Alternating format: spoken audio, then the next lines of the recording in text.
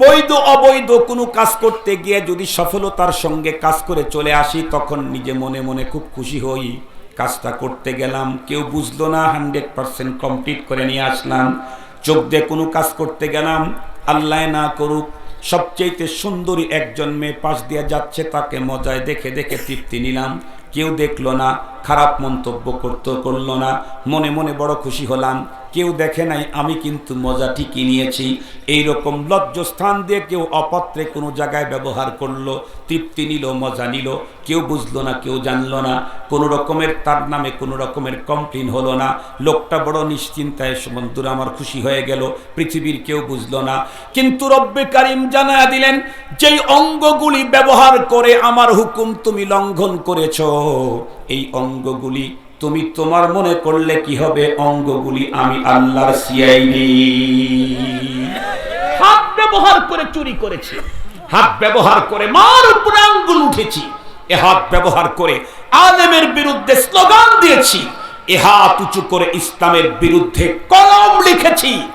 মনে মনে ভেবেছি কোনো দিক দিয়ে কোনো সমস্যা হয় নাই, মোল্লাদের আন্দোলনও হয় নাই, অন্ধ ভাইরা আমাকে দেখে নাই, কেউ আমাকে দেখলো না, নিরাপদে চলে আসছি। আমি সফল, আমি সাকসেস, আমি সার্থক। না, আমি যাকে আমার মনে করছি হাত আমার না, এটা কার সিআইডি? জোরে বলেন, কার সিআইডি? যেই চোখ ব্যবহার করে অপরাধের কাজ করেছি, আমি সেই কাজ করে নিরাপদে চলে আসতে মনে করেছি, সাকসেস হলাম, সার্থক হলাম, মজা নিলাম, কেউ দেখলো না, কোনো কমপ্লেন হলো না। মুহতারাম হাজিরিন, না, এ চোখ আমার সাথে লাগানো আছে, কিন্তু এই চোখ আমার না, আল্লাহর সিআইডি।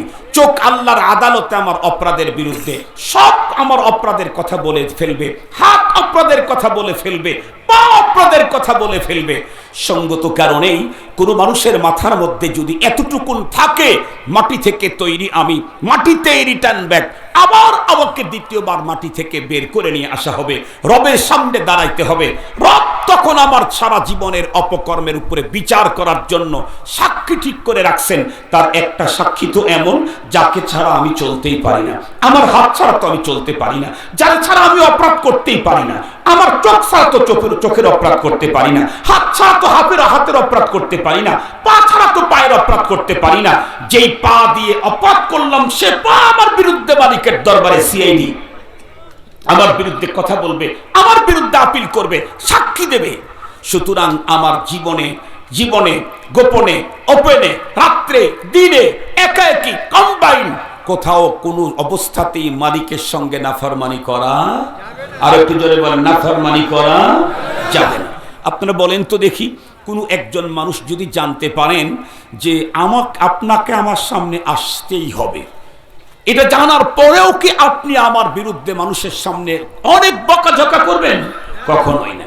বকাঝকা করবে কার বিরুদ্ধে? ওর বিরুদ্ধে তো আমি বলবই, ওর কাছে আমাকে কোনোদিন যেতে হবে না। তখন অনেক কিছু বলে। মানুষ যখন জানে যে তার কাছে আমাকে যেতেই হবে, তার বিরুদ্ধে হাজার অন্তরে অনেক কিছু থাকলেও কিছু বলে না। কেন? তার বিরুদ্ধে কথা বলে আবার তার সামনে দাঁড়াবো কেমনে? এই মুমিন মুসলমান যুবক যুবতীরা রবের আইন লঙ্ঘন করে আবার রবের সামনে হাজির হবো কেমনে? মালিকের আইন লঙ্ঘন করে মালিকের সামনে দাঁড়াবো কেমনে? এই জন্য যেই সমস্ত মুসলমানদের মাথার ভিতরে কমপক্ষে কোরআনে পাকের এই আয়াতটুকুন থাকবে, মিনহা খালাকনাকুম ওয়া ফিহা নুঈদুকুম ওয়া মিনহা নুখরিজুকুম তারাতান উখরা, আমি চ্যালেঞ্জ দিয়ে বলতে পারি, এই জাতীয় মুসলমান নারী আর পুরুষ হাজার হাজার অপরাধের কাছ থেকে নিজেকে মুক্ত রাখার ব্যবস্থা হয়ে যাবে। মুহতারাম হাজিরিন, আল্লাহ পাক যেন আমাদের প্রত্যেকের মাথার ভিতরে আল্লাহ পাক যে কোরআনে পাকে যে মেসেজটা পাঠিয়েছেন, মাটির তৈরি, মাটিতেই আবার রিটার্ন ব্যাক, এরপরে মাটির থেকে বের করে রব্বে কারিমের সামনে আমাদের হাজিরি, এই কথাটা 24 ঘন্টায় মাথার মধ্যে যারা রাখতে পারবে, এদের একটা কাজ বেড়ে যাবে আর একটা কাজ কমে যাবে। কমবে কি? মালিকের সঙ্গে নাফরমানি। বাড়বে কি? যেই কাজ করলে মালিক সন্তুষ্ট হয়, রাজি আর খুশি হয়, এই জাতীয় কাজ বন্ধুরা আমার তার বেড়েই চলবে। প্রথমে কেন? মালিকের সামনে এই কাজটা করে যদি যেতে পারি, মালিক আমার উপরে সন্তুষ্ট হয়ে যাবে। যেই সমস্ত কাজে আল্লাহ পাক রব্বুল আলামিন সন্তুষ্ট হন এবং আল্লাহর বড় প্রিয় হওয়া যায়, তার ভিতরে একটা কাজ হলো আল্লাহর রাস্তায় নিজের সম্পদকে বিলিয়ে দেওয়া। আল্লাহর রাস্তায় কেউ যদি তার সম্পদ, কষ্টে অর্জিত মাল সামানা আল্লাহর রাস্তায় বিলিয়ে দেয়, এর দ্বারাই আল্লাহ পাকের প্রিয় হওয়া যায়।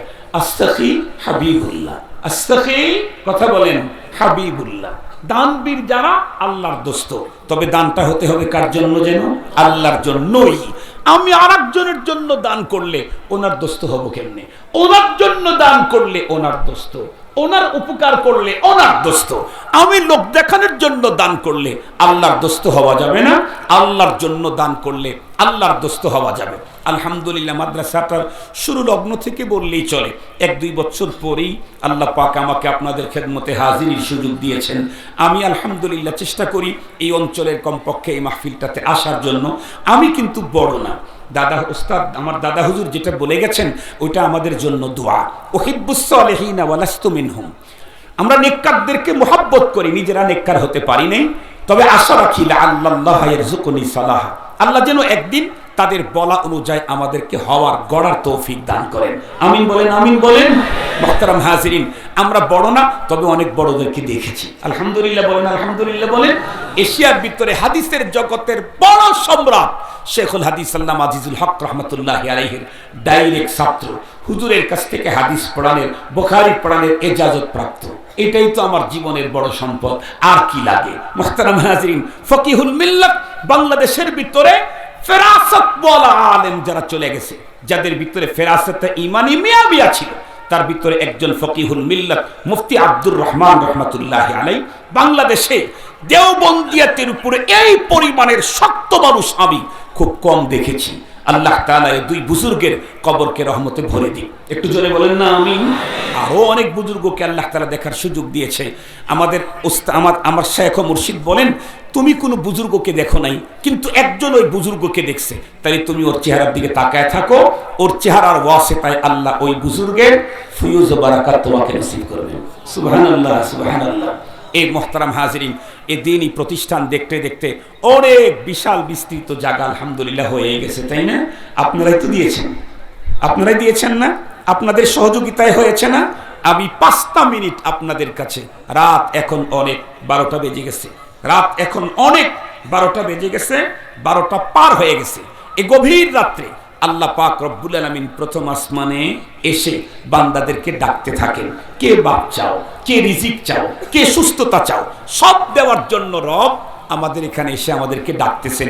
এই মুহূর্তে যদি আমরা দ্বীনের কোনো কাজ করতে পারি, তাহলে সেটা বিল ইজাবাতে জাদির বেশি কবুল হবে, বেশি কবুল হবে।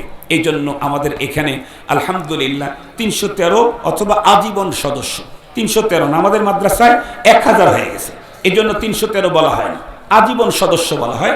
আজীবন সদস্য আমাদের এখানে সংগ্রহ চলতেছে। সর্বনিম্ন কত হুজুর?